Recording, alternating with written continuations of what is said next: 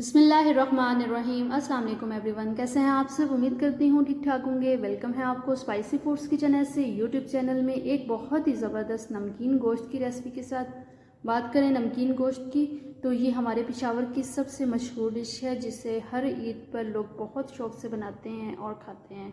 तो चलें बताते हैं आपको कि इसकी असल रेसिपी कैसे है और इसमें कौन कौन सी चीज़ें ऐड करेंगे हम। अगर मेरी वीडियोस अच्छी लगती हैं तो थम्स अप करना लाजमी बनता है। अगर चैनल पर नए हैं तो लाजमी सब्सक्राइब कर दीजिएगा और बेल आइकन को और नोटिफिकेशन को लाजमी ऑन कर दीजिएगा। हर आने वाली नई वीडियो आप तक लाजमी पहुंचेगी।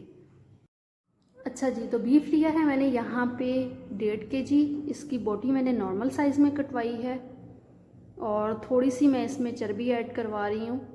इससे ये कि हमने गोश्त को फ्राई करना है बहुत अच्छे से, तो ज़रूरी है कि इसमें थोड़ी सी चर्बी हम ऐड करवा लें क्योंकि इसका जो नेचुरल ऑयल होता है उसमें इसका टेस्ट ज़्यादा आता है। और ये देख सकते हैं बोटी बिल्कुल नॉर्मल साइज़ में मैंने कट करवा ली है। अब हम इसे ऐड करेंगे एक कढ़ाई में। आपने इसमें कोई नॉन स्टिक कढ़ाई नहीं लेनी, कोई स्टील एंड स्टील नहीं लेना, सिर्फ आप इसे आयरन की कढ़ाई में बनाएंगे और इसका जो टेस्ट है वो बहुत ज़बरदस्त आता है आयरन की कढ़ाई में बनाने से। कढ़ाई में ऐड करने के बाद साथ ही हम इसमें प्याज ऐड कर देंगे। 1 अदद मैंने प्याज लिया है और उसे मोटे टुकड़ों में मैंने काट लिया है। लहसुन लिया है मैंने यहाँ पे थोड़ा सा, और ये देसी लहसुन मैं इस्तेमाल कर रही हूँ, इसका जो जायका है वो ज़्यादा होता है। नमक मैं इसमें ऐड कर दूँगी 1 टेबल स्पून। नमक इसमें थोड़ा ऐड कर रही हूँ क्योंकि गोश्त जब फ्राई होता है तो इसकी क्वांटिटी बहुत कम रह जाती है। और पानी इसमें मैं तकरीबन 1.5 गिलास ऐड कर रही हूँ। अगर आप देखते हैं कि गोश्त जो है जल्दी गलने वाला है तो आप भले इसमें फिर 1 गिलास ऐड करें। बस आपने इसका इतना ध्यान रखना है या पानी इसमें इतना ऐड करना है कि गोश्त जो है अच्छे से टेंडर हो जाए। और इसे अब हम अच्छे से मिक्स कर लेंगे ताकि तमाम चीज़ें या नमक जो है वो अच्छे से मिक्स हो जाए। और इसे हम कुक करेंगे तकरीबन 1 घंटे के लिए, क्योंकि हम कढ़ाई में कर रहे हैं, प्रेशर कुकर हम यूज़ नहीं कर रहे, तो इसे हमें गलाने के लिए और अच्छा सा टेंडर करने के लिए तकरीबन 1 घंटा चाहिए होगा। ऊपर ढक्कन दे देंगे और 1 घंटे के बाद आपको दिखाते हैं। 1 घंटे के बाद इसकी ये लुक है। पानी तकरीबन खुश्क हो गया इसमें से, और साथ साथ इसे मिक्स करेंगे। और अब फ्लेम हम इसकी फुल कर देंगे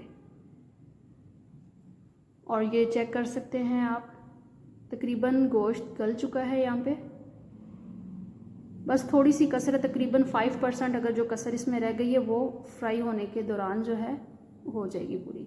अच्छा से इसे फ्राई करेंगे और इसे हमने इतना फ्राई करना है कि इसका हमने कलर चेंज कर देना है। और इसमें से एक बहुत ज़बरदस्त खुशबू जब आनी शुरू हो जाएगी तो तब समझ लेंगे कि हमारा जो नमकीन गोश्त है वो बिल्कुल रेडी है।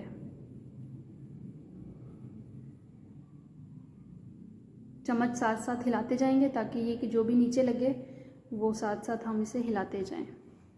और ये आप देख सकते हैं इसकी लुक अभी। अच्छा, आप देखें अगर कि इसमें चर्बी इतनी नहीं है तो आप इसमें थोड़ा सा ऑयल ऐड कर सकते हैं।